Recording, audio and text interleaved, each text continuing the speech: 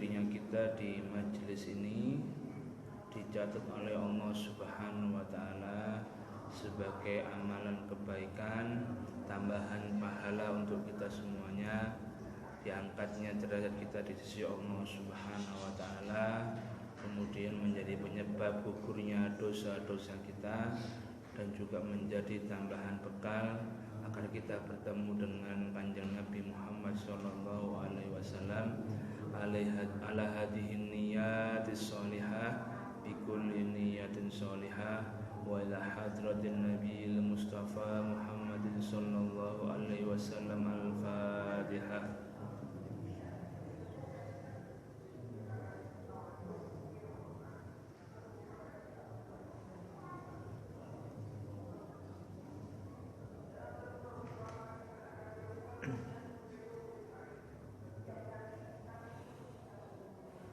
Bapak, ibu-ibu yang semoga selalu dirahmati dan dimuliakan oleh Allah Subhanahu wa taala.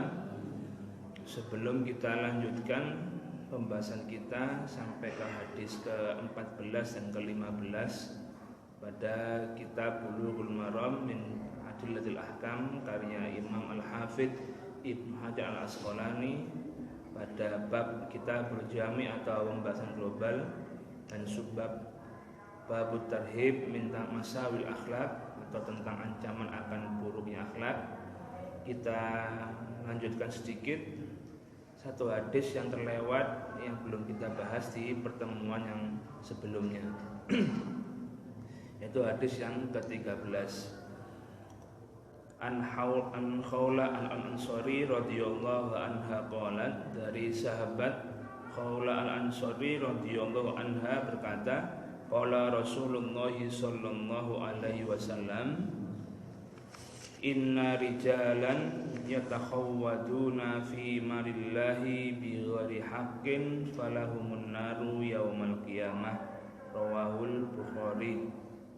Rasulullah sallallahu alaihi wasallam bersabda bahwasanya ada sejumlah orang yang membelanjakan harta Allah bighairi haqqin, secara tidak benar atau asal-asalan, falahumun naru yaumal qiyamah, maka bagi mereka neraka di hari kiamat.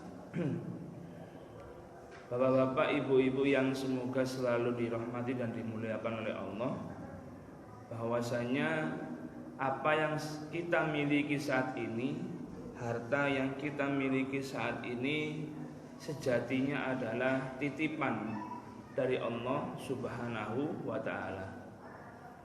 Tidak ada yang kita miliki kecuali itu adalah titipan dari Allah Subhanahu wa ta'ala.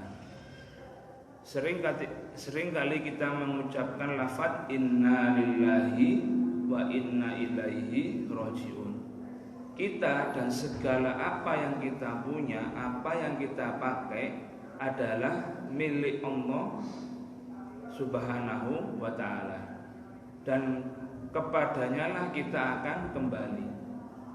Kita lahir ke muka bumi ini melalui rahim ibu kita itu tidak memakai apa-apa, dan nanti kembali ke tanah pun saat ajal sudah menghampiri kita ya hanya diselimuti kain putih di lubang yang sempit. Maka segala apa yang kita pakai, pakaian, apa yang kita makan, kemudian apa yang kita tempati, nah apa yang kita miliki, sejatinya sekali lagi adalah titipan dari Allah Subhanahu wa ta'ala. Dan juga harta ini merupakan ujian dari Allah Subhanahu wa ta'ala. Banyak orang yang menyangka ketika diberi harta dia disayang oleh Allah Subhanahu wa ta'ala. Tidak, sama sekali tidak. Kalaulah bentuk sayangnya Allah Subhanahu wa ta'ala diwujudkan dengan dia memberikan kita harta, maka yang terjadi adalah orang-orang, para sahabat, para tabi'in, para ulama-ulama zaman dahulu, kiai-kiai kita, para habaib, mereka lah yang paling banyak hartanya. Tapi tidak juga.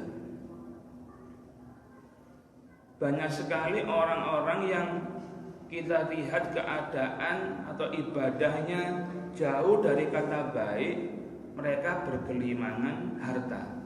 Maka harta ini sama sekali tidak menunjukkan wujud kasih sayang Allah kepada hambanya. Allah sudah membagi seadil-adilnya rezeki kepada seluruh hambanya di muka bumi ini. Ada yang dia beri rezeki luas, ada yang disempitkan. Dan semuanya merupakan ujian.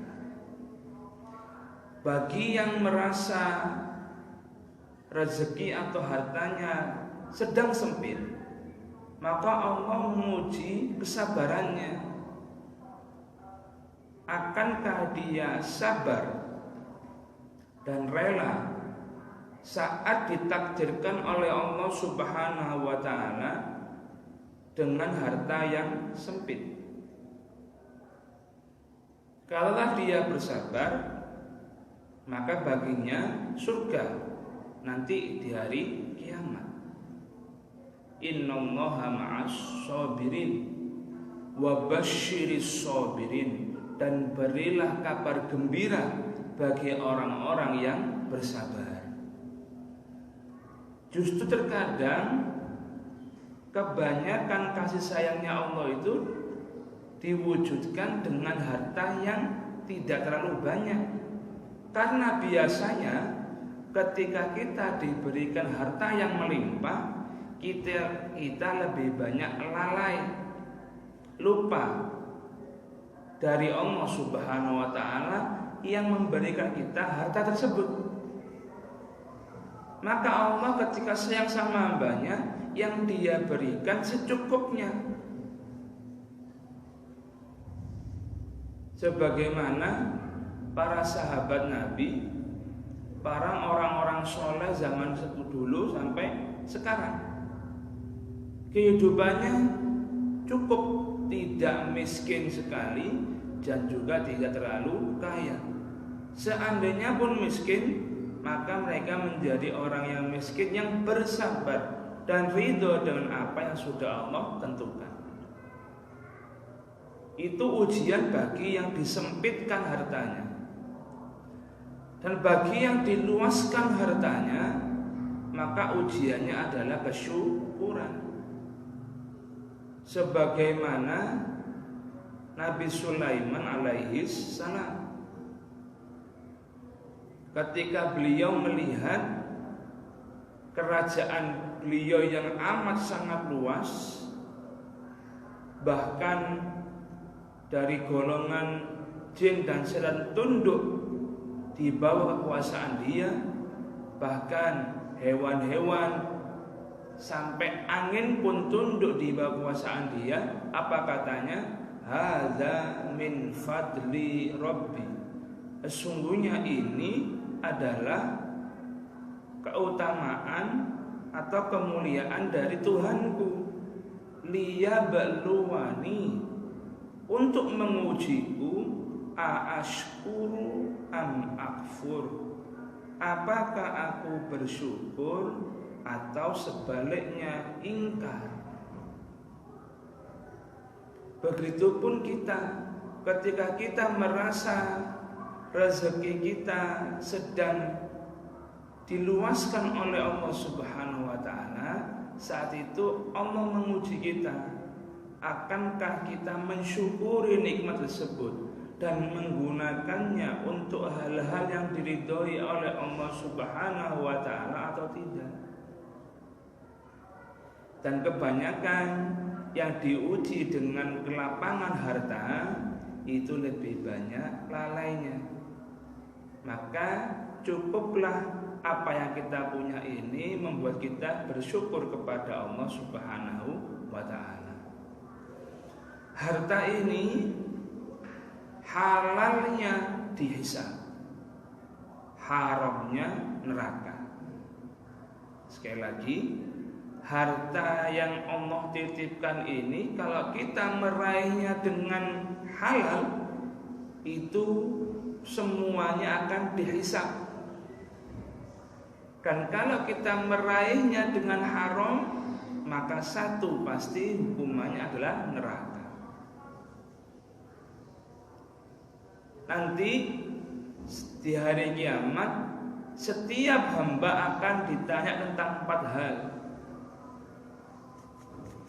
Tentang umurnya, untuk apa dia kerjakan atau untuk apa dia manfaatkan umur yang Allah beri kepadanya. Untuk ibadah kah? Atau untuk maksiat? Banyakkan mana ibadah sama maksiatnya? Yang kedua, an jasadihi, tentang tubuhnya, tentang jasadnya. Untuk apa jasadnya itu? Untuk apa mata kita? Untuk melihat apa? Untuk apa tangan kita? Untuk apa lisan kita? Untuk apa kaki kita? Kemana kaki kita melangkah? Untuk apa telinga kita? Yang didengar itu sholawatan, qiraatul Quran, atau malah dangdutan? Akan ditanya yang kedua. Yang pertama tentang umur, yang kedua tentang jasad kita. Yang ketiga an ilmihi, madza amila bihi, tentang ilmunya. Ditanya nanti, dengan apa atau untuk apa ilmu yang kamu pelajari itu. Ngaji kita dengan para kiai, dengan para habaib, dengan para masyayikh, khususnya kami yang sering ngaji dulu di pondok, akan ditanya, kamu kerjakan enggak itu ilmumu itu? Kamu terapkan enggak? Kamu manfaatkan enggak? Kamu ajarkan enggak? Akan ditanya semuanya. Yang terakhir an malihi, tentang hartanya. Kalau tadi umur, jasad, ilmu, pertanyaannya masing-masing satu. Tapi kalau harta, pertanyaannya 2. Dari mana dia dapatkan harta itu dan untuk apa? Khusus untuk harta, pertanyaannya pada kita yang 2. Untuk dari mana dia dapatkan, dengan jalan apa, dan untuk apa. Maka Aisyah radhiyallahu anha berkata bahwasanya sahabat Nabi Muhammad SAW yang paling kaya, yang termasuk paling kaya yaitu Abdurrahman bin Auf, itu nanti masuk surganya itu merangkak karena terlalu banyak harta yang dihisab. Nah kita saat harta yang dititipkan Allah pada kita ini pas-pasan, kita perlu husnudzon. Allah ingin hisab kita ini enggak terlalu banyak dan berat di hari kiamat nanti. Allah khawatir kalau kita diberi harta yang banyak, kita nggak sanggup untuk melaksanakan amanah yang ada pada harta tersebut.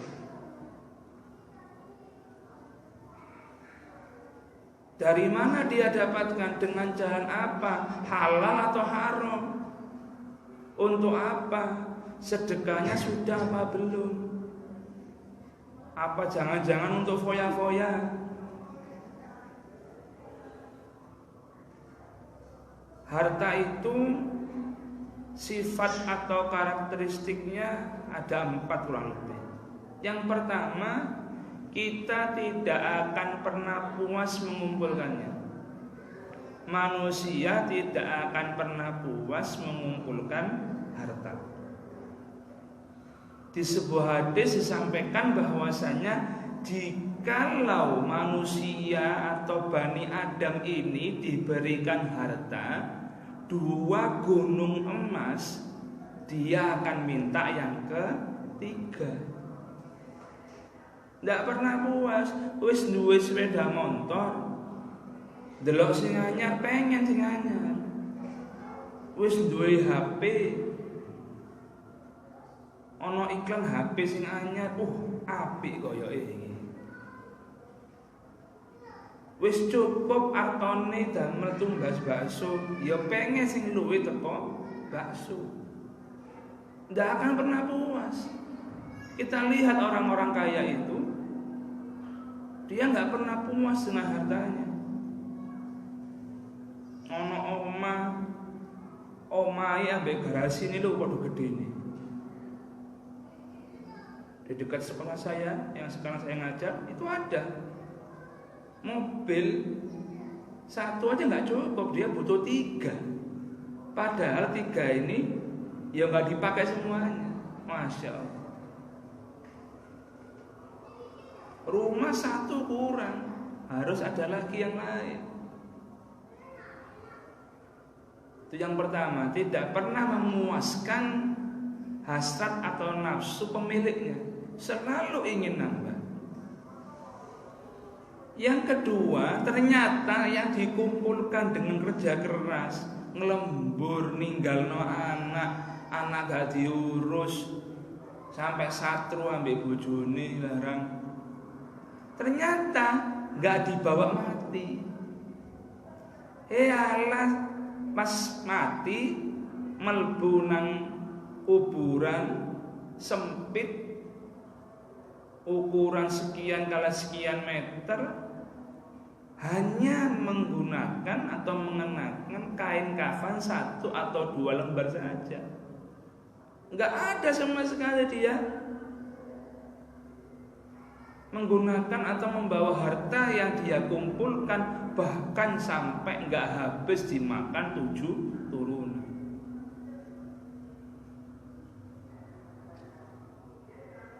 Orang terkaya di dunia itu uangnya kalau dibagikan ke seluruh manusia di muka bumi ini masing-masing dapat 200.000. Itu masih sisa uangnya. Kalau bahas masalah harta nggak akan ada habisnya, ya. Tapi nggak ada yang kita bawa. Justru malah menjadi hisab bagi kita. Yang ketiga, sudah empot-empotan kita kerja keras mengumpulkannya, tidak pernah puas, tidak kita bawa mati. Ketiga, kita dihisab. Mending kalau harta itu dibawa mati. Enggak, tapi kita yang dihisab. Semakin banyak harta yang kita tinggalkan, semakin berat hisabnya. Dan harta yang kita tinggalkan siapa yang menikmati? Ahli waris. Gaya rebutan. Sudah tidak sedikit dan tidak jarang kisah memilukan ahli waris rebutan warisan. Adik ambek masih gelut. Belum lagi yang Pak D, Bude, Bule, Pak Lee. Itulah harta. Halalnya dihisab, haramnya itu di neraka. Dalam sebuah hadis Rasulullah menceritakan manusia itu mengatakan harta kita, harta kita, harta kita. Padahal sesungguhnya hartanya hanya ada 3. Nah, menurut hadis ini harta kita itu sebenarnya cuma 3. Yang pertama, apa yang kita makan kemudian jadi kotoran. Yang pertama, tempe, tahu, pitik goreng, bakso, pangsit, apapun yang dimakan pada akhirnya keluar jadi kotoran. Gitu makanan sampai ada yang mahal harganya, Masya Allah. Sampai ada yang dilapisi emas loh, emas saya loh. Emas yang harus dipakai jadi perhiasan ini dimakan. Bagaimana tidak mengherankan manusia ini. Yang dimakan keluarnya juga warnanya sama, cuma menjijikkan. Itu yang pertama. Apa yang kita makan kemudian jadi kotoran. Yang kedua, apa yang kita pakai kemudian jadi usang. Entah kita jual atau kita berikan ke orang lain atau kita simpan. Pakaian yang kita pakai pada akhirnya lusuh, usang, terus biyen. HP yang kita punya pada akhirnya rusak, perlu ganti yang baru. Sepeda motor, apapun itu pada akhirnya akan usang dan akan kita ganti dengan yang baru. Itu yang kedua. Apa yang dimakan kemudian jadi kotoran. Yang kedua, apa yang kita pakai kemudian jadi usang. Yang ketiga, apa yang kita sedekahkan dan kita lupakan. Nah, yang benar-benar menjadi harta kita, yang kita bawa sampai mati, yang ketiga,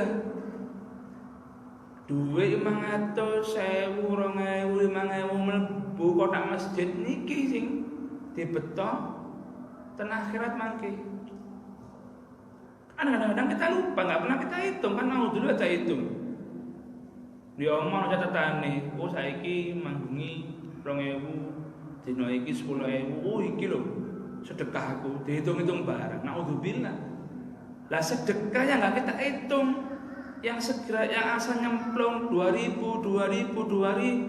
ini yang nanti kita bawa mati dan menjadi penyelamat kita di hari kiamat. Tapi yang nomor 1 dan 2 ya sudah. Yang pertama jadi kotoran, yang kedua kita simpan atau dikasihkan ke orang lain. Pakaian kelambi ini dibagi-bagi no. Tapi yang ketiga ini yang menjadi milik kita, yang kita bawa sampai hari kiamat. Di hadis yang lain Kanjeng Nabi Muhammad SAW bersabda, harta utama kita ada 3. Tadi bentuknya. Nah sekarang sesungguhnya harta kita yang utama itu ada 3. Yang pertama adalah lisan yang berzikir. Nabi tidak menyebutkan uang, lisan yang berzikir. Bersyukurlah kalau kita mudah berzikir. La ilaha illallah, Allahumma sholli ala Muhammad, subhanallah walhamdulillah wa la ilaha illallah, Allahu akbar, la haula wa la quwata illa billah, astaghfirullahaladzim. Kalau kita mudah berzikir, menyebut asma Allah, sekaligus menyebut dan bersolat kepada kekasihnya Nabi Muhammad SAW, maka kita mempunyai harta, salah satu harta yang utama, lisan yang berzikir. Yang kedua, hati yang bersyukur. Karena ketika kita memiliki hati yang bersyukur, apapun yang diberikan Allah pada kita cukup. Nabi Muhammad itu kaya enggak? Enggak. Secara materi enggak kaya, tapi secara hati beliau orang yang paling kaya. Beliau juga kelaparan kok. Kadang-kadang kita ini malu kalau mengingat kisah Nabi Muhammad SAW.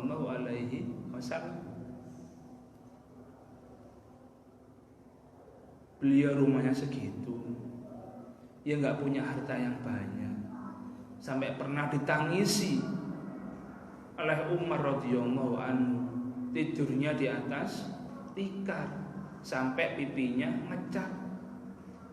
Kini us enak, gak spring bed, minimal gak kasur kapuk. Nabi Muhammad pernah sampai saking laparnya perut beliau itu ikat sama sabuk atau kain yang ada 2 batunya. Kita harusnya malu kalau kemudian terlalu tergila-gila sama harta. Maka ketika kita mudah bersyukur, oh alhamdulillah seiso damel tempe, tahu jangan asem ono sambele ono krupuke, oh alhamdulillah. Dikancani anak, dikancani kali istrine, penuh rasa syukur. Tidak perlu kemudian kita melihat mereka yang makan di restoran, karena sungguhnya makanan semahal apapun bisa kita beli, tapi kenikmatan makanan itu Allah yang beri. Banyak orang yang hartanya baik ternyata asam urat, ati macam-macam wedi, kolesterol. Tapi kita sehat, leno berkatan sate yo dimangan. Sego kuning alhamdulillah pun eco. Gampang syukur, apalagi orang kampung ini loh. Kadang pengen bakso, oh nak bakso dek ada pengen Masjid Mukarramah ya tumbas, piro sih 5.000. Nikmat sekali hidup seperti itu. Karena apa? Oleh Allah diberikan hati yang mudah bersyukur. Yang pertama lisan yang berzikir, kedua adalah hati yang bersyukur, yang ketiga, nah ini adalah bagi laki-laki harta yang utama adalah istri yang sholihah. Ad-dunya mataun. Dunia ini adalah harta. Wa khairu mata'iha al-mar'atus sholihah. Dan sebaik-baik perhiasan dunia adalah wanita atau istri yang sholihah. Maka ketika kita punya harta, pertama dipastikan harus dikeluarkan dulu sedekah darinya. Haknya orang lain yang ada pada harta kita harus kita segera keluarkan, kalau tidak berbahaya. Karena setiap harta yang kita miliki itu ada hak orang lain. Baru setelah sedekahnya sudah dikeluarkan, baru kita menggunakan untuk membeli apa yang dibutuhkan. Setelah yang dibutuhkan selesai, baru beberapa ditabung, sisanya baru untuk membeli apa yang diinginkan semampunya. Kadang-kadang pengen tumbas HP anyar angsal, tapi yang enggak setahun bisa. Lek anjane wis wah HP ini wis elek iki anjane. Kudu ganti, lemot sinyale gak kena-kena. Karyanya sudah retak-retak. Lah ini boleh. Tapi urutan pertama sedekah tadi, karena sedekah inilah yang akan kita bawa sampai mati. Baru apa yang kita butuhkan kemudian ditabung untuk kepentingan masa depan anak-anak kita atau kepentingan yang lain di lain waktu. Baru yang terakhir diperbolehkan untuk membeli apa yang diinginkan. Boleh. Jangan menahan diri terlalu hemat sampai akhirnya jatuhnya pelit. Ya. Sakno areke ana anake sakno, apa oleh karo sangu. Katanya bapak hemat. Wah, ini repot, areke kalau jajan. Gak tahu ditumbasno dulinan. Nah, ini hemat yang berlebihan sehingga jatuhnya pelit. Itu tentang harta. Kita lanjutkan ke hadis yang ke-14. An Abi Dzar radhiyallahu anhu, dari sahabat Abu Dzar radhiyallahu anhu, dari Nabi sallallahu alaihi wasallam, dari Nabi sallallahu alaihi wasallam, fima yarwihi an rabbih, yang beliau meriwayatkan dari Allah azza wa jalla. Maka di sini hadis qudsi. Ya. Qala, Allah berkata, ya ibadi, wahai hambaku, inni haramtu dzulma ala nafsi, sungguhnya aku mengharamkan kezaliman atas diriku. Wa ja'altu bainakum muharraman fala tadzalamu, dan aku jadikan kezaliman itu haram di antara kalian, maka janganlah kalian saling menzalimi. Rawahu Muslim, hadis riwayat Muslim. Dari hadis ini kita ambil pelajaran yang pertama adalah bahwasanya Allah Subhanahu wa taala adalah Tuhan yang maha adil. Allah tidak pernah dan tidak mungkin zalim kepada hambanya. Apa yang sudah Allah kehendaki, takdirkan atas kita dan seluruh apa yang di buminya dan di alamnya Allah ini adalah bentuk keadilan Allah Subhanahu wa ta'ala. Ada yang kaya, ada yang miskin, ada yang pintar, ada yang bodoh. Semuanya adalah bentuk keadilan Allah Subhanahu wa ta'ala. Kenapa negeri kita sekarang banyak berita-berita yang kurang baik? Ya karena salah kita, karena dosa-dosa kita. Dhaharul fasadu fil barri wal bahri bima kasabat aydin nas. Nampaklah kerusakan di daratan maupun lautan karena apa yang diperbuat oleh manusia. Hutan-hutan gundul yang menggunduli orang hutan atau manusia. Banjir di mana-mana, yang buang sampah manusia atau kucing, manusia. Keadaan kita seperti ini, umat Islam dibentur-benturkan, dibuat jangan sampai damai. NU Muhammadiyah damai, benturkan dengan FPI, benturkan lagi dengan Salafi. Pokoknya jangan sampai akur. Belum lagi yang banser, was macem-macem. Kalau kita nggak bisa menahan diri, runyem Indonesia ini, bahaya. Padahal Indonesia ini adalah role model, teladan.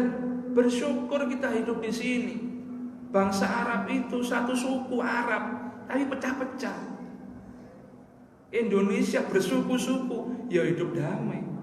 Duro, Jawa, Sunda, Osing, Banyuwangi, nggak ada perpecahan. Kalaupun ada, gampang untuk mendamaikannya. Bahasanya macam-macam. Maka segala apa yang kita dapatkan adalah bentuk dari keadilan Allah Subhanahu wa ta'ala. Allah tidak pernah dan tidak mungkin berbuat zalim. Makanya Dia melarang kita untuk berbuat zalim. Allah haramkan kezaliman di antara kita. Kezaliman ada dua, zalim kepada Allah dan zalim kepada sesama manusia. Zalim kepada Allah ya pastinya adalah bermaksiat kepada Allah Subhanahu wa ta'ala. Kita melanggar haknya Allah. Haknya Allah itu ditaati, disembah. Nah kalau kita nggak taat maka kita zalim. Dan kezaliman yang paling besar adalah berbuat syirik. Inna syirka la zulmun azim. Sungguh kezaliman yang besar. Kalau kezaliman kepada Allah, cara menghilangkannya gampang. Bertaubat, beristighfar. Selain dosa syirik, sebesar apapun dosanya akan Allah ampuni selama kita mau bertaubat dan beristighfar kepada Allah Subhanahu wa ta'ala. Kalau kita datang kepada Allah dengan sebesar gunung Uhud dosa, Allah akan datang dengan gunung atau sebesar gunung yang sama dengan bentuk pengampunan, kecuali syirik. Innallaha la yaghfiru an yushraka bihi wa yaghfiru ma duna dzalika liman yasha. Khusus syirik Allah nggak akan ampuni. Maka orang yang mati dalam keadaan sul khotimah, waduh, naudzubillah min dzalik, naudzubillah min dzalik. Apapun itu, bagaimanapun kita berdoa semoga akhir hayat hidup kita ditutup dengan kalimat la ilaha illallah, wis aman. Tapi kalau tidak, bahaya, sia-sia amalan kita. Kalau kedzaliman kepada Allah, insya Allah sudah membuka luas ampunannya, seluas atau sebanyak dosa yang kita bawa. Yang kedua, yang ini yang bahaya, kedzaliman pada sesama manusia. Allah nggak akan ampuni sebelum dia meminta maaf kepada yang dia zalim. Kita lanjutkan di pertemuan yang akan datang. Wallahu a'lam bishawab. Allahumma anfa'na bima 'allamtana wa alimna ma yanfa'una warzuqna uluman tanfa'una fid din wa dunya wal akhirah. Allahumma qad istawda'naka ma 'allamtanahu fardudhu ilaina inda hajatina ilaihi wa la tunsina anhu bi rahmatika ya arhamar rahimin. Allahumma ja'alna wa ahlana wa ahla hadhil qaryah wa ahla hadzal masjid min ahli ilmi wal khair wa la ja'alna wa iyyahum min ahli syarri wa dhair. Wallahul muwaffiq ila aqwamit thoriq. Assalamualaikum warahmatullahi wabarakatuh. Waalaikumsalam.